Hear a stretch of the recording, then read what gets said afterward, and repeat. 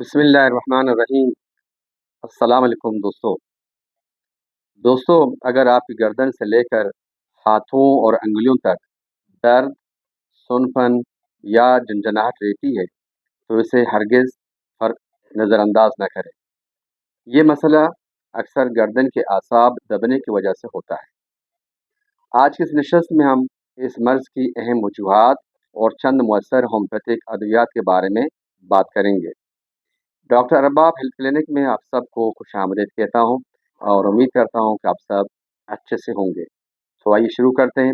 شروع کرنے سے پہلے ناظرین سے میری گزارش ہے تو اس ویڈیو کو جو میں آپ لوگوں کے لیے خاص طور پہ بنا رہا ہوں اسے لائک کیجیے گا، شیئر کیجیے گا اور آخر تک ضرور دیکھ لیجیے گا۔ اور جو نئے ساتھی ابھی ہم سے جڑے ہوئے ہیں ان سے گزارش ہے کہ میرے چینل کو سبسکرائب کرتے وقت بیل کا آئیکن ضرور پریس کریں۔ ہم اسی طرح کے نالجبل ویڈیوز اپنے دوستوں کے لیے بناتے رہتے ہیں۔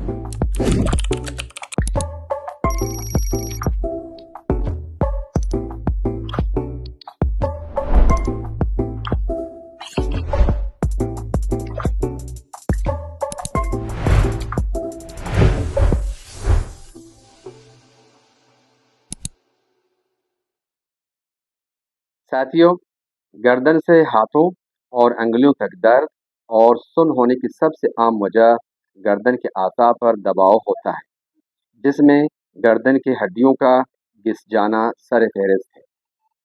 گردن کی ہڈیوں یا موہروں کے گھسنے کے عمل کو طبی زبان میں سرویکل اسپونڈولائسس کہا جاتا ہے۔ یہ جوڑوں میں ہونے والی تبدیلیوں کا ایک مجموعہ ہے جو وقت کے ساتھ ساتھ گردن کے ڈھانچے کو متاثر کرتا ہے۔ اب دیکھتے ہیں کہ اس کی وجوہات کیا ہیں۔ ساتھیوں، وجوہات میں عمر کا بڑھنا شامل ہے اور یہ سب سے بڑی اور قدرتی وجہ ہے۔ جیسے جیسے عمر بڑھتی ہے، موہروں کے درمیان موجود نرم ڈسک خشک ہونے لگتی ہیں اور اپنی لچک کھو دیتی ہیں۔ اس سے موہروں کے درمیان فاصلہ کم ہو جاتا ہے اور وہ آپس میں رگڑ کھانے لگتے ہیں۔ ساتھیوں، دوسری وجہ ہے ہڈیوں کا ابار، جسے بون اسپور کہا جاتا ہے۔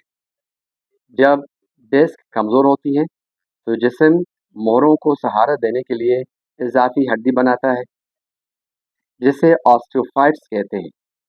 یہ اضافی ہڈیاں کبھی کبھی نسوں پر دباؤ ڈالتی ہیں جس سے درد اور اکڑن پیدا ہوتی ہے۔ ساتھیوں، غلط طرز زندگی اور بیٹھنے کی پوزیشن بھی ایک وجہ ہے، یعنی کہ تھک نیک۔ آج کل کے دور میں یہ تھک نیک ایک عام وجہ بن چکی ہے۔ موبائل فون پر یا لیپ ٹاپ استعمال کرتے وقت گردن کو مسلسل نیچے کی طرف جھکائے رکھنا موہروں پر ضرورت سے زیادہ بوجھ ڈالتا ہے۔ غلط طریقے سے بیٹھنا، کرسی پر جھک کر بیٹھنے سے بھی گردن کی قدرتی خم پر اثر پڑتا ہے۔ اس کے علاوہ چوٹ یا حادثہ وجوہات میں بھی شامل ہیں۔ ماضی میں اگر گردن پر لگنے والی چوٹ یا گاڑی کے حادثے میں یا کسی اونچے مقام پر سے نیچے گرنا موہروں کے گھسنے کے عمل کو تیز کر سکتا ہے۔ اگرچہ اس وقت تکلیف محسوس نہیں ہو، لیکن برسوں بعد اس کے اثرات ظاہر ہو سکتے ہیں۔ اس کے علاوہ بھاری کام اور پیشہ ورانہ دباؤ بھی وجوہات میں شامل ہیں۔ ایسے کام جن میں گردن کو ایک ہی زاویے پر زیادہ دیر تک رکھنا پڑے یا سر پر کوئی بھاری بوجھ اٹھانا پڑے، وہ گردن کی ہڈیوں کے جوڑوں کو جلد متاثر کرتے ہیں۔ ساتھیوں، جینیاتی وجوہات کو نظر انداز نہیں کیا جا سکتا۔ بعض خاندانوں میں موہروں کی کمزوری یا گھسنے کا رجحان نسل در نسل منتقل ہوتا ہے۔ اگر والدین کو یہ مسئلہ ہو تو بچوں میں اس کے امکانات بڑھتے جاتے ہیں۔ یہ تھی ان کی وجوہات۔ اب دیکھتے ہیں کہ علامات کیا ہیں۔ جیسے کہ آپ کو معلوم ہے، علامات میں گردن میں درد، بازوؤں اور ہاتھوں میں جھنجھناہٹ یا درد دونوں، انگلیوں میں سنپن، کندھوں اور بازوں میں کھچاؤ یا چہرے کے ایک حصے میں کھچاؤ قابل ذکر ہے۔ وجوہات بتا دیے، علامات بھی بتائے، اور اب آتے علاج کی طرف۔ ساتھیوں، ہومیوپیتھی میں کچھ ایسے ادویات موجود ہیں جو اس طرح کی بیماریوں میں مددگار سمجھی جاتی ہیں اور بہت ہی अच्छा काम करती है। इन अद्वियात के इस्तेमाल से सर्जरी की नौबत नहीं आती। नंबर 1 है रस्टॉक्स।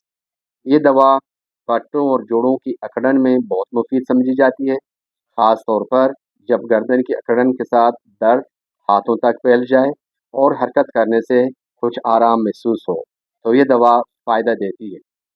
पुराने केसों में रस्टॉक्स 30 सीएच पोटेंसी के 5 कतरे दिन में 2 बार और नए केसों में रस्टॉक्स 200 सीएच पोटेंसी के 3 कतरे दिन में 2 बार इस्तेमाल करना है। दूसरी दवा है हाइपरिकम।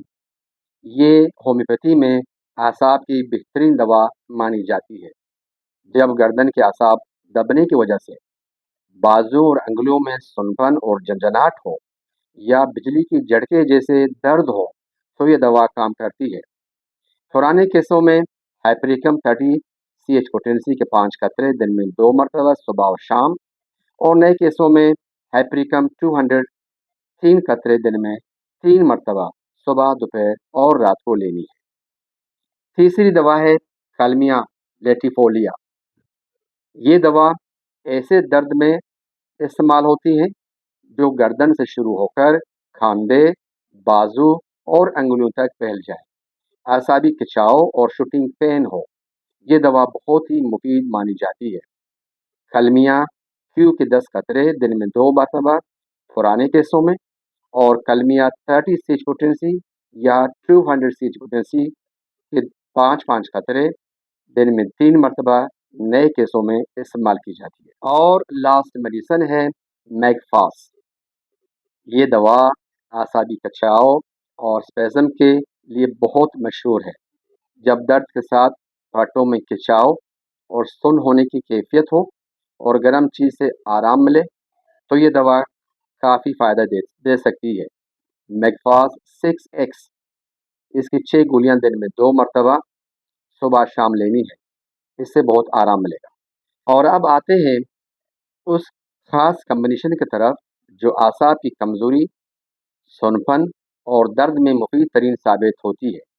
बहुत ही सोच समझ कर इस कम्बिनेशन को मैंने खुद तरतीब दी है। साथियों, कम्बिनेशन का नाम रखा है मैंने CNRD, cervical nerve relief drops, गर्दन और आसाबी दर्द के खतरे। इसमें 3 अहम मदर टिंचर्स मैंने रखे हैं। नंबर 1 है सेमिसीफ्लूगा रेसिमुसा क्यू, नंबर 2 है हाइपरिकम क्यू, नंबर 3 है जिल्सीमियम। ये कम्बिनेशन आसाबी कमज़ोरी को बेहतर करता है, गर्दन के दर्द पर काम करती है और आसाब को रिकवर करता है। अब इसके बनाने के तरीके बताते हैं। ये तीनों मेडिसिन सील पैक आप ले लें, साथ में एक खाली फाइल ले लें। तीनों मेडिसिन को आकर उस खाली फाइल में डाल दें और अच्छी तरह इसको मिक्स कर लें। अब आते हैं इसके तरीके इस्तेमाल के।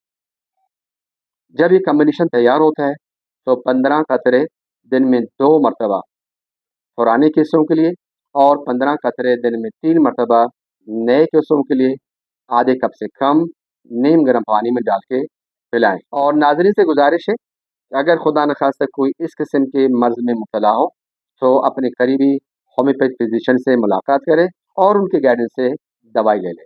अपना ख्याल कीजिएगा। अल्लाह हाफ़िज़।